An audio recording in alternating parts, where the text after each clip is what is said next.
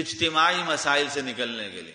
میرے محترم دوستوں بزرگوں، جیسے یہ بات سمجھ میں نہیں آتی نا کہ پاؤں کے انگوٹھے میں درد ہے اور گولی منہ میں رکھتا ہے، لیکن اس یقین کے ساتھ رکھتا ہے کہ درد کے اندر شفا مل جائے گی، فائدہ ہو جائے گا۔ بالکل پاؤں اور منہ بڑا دور دور کا ایک سفر ہے، لیکن کیوں؟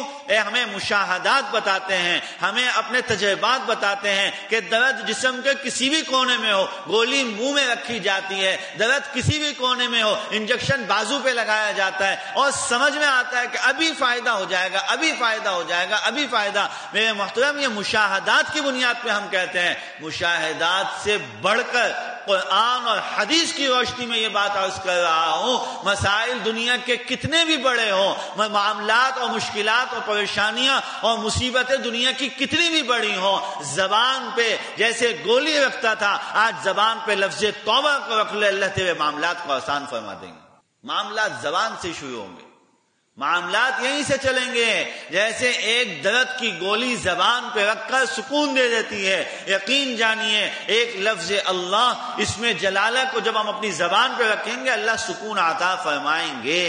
یہ ہمارے مشاہدات سے بڑھ کر ہے۔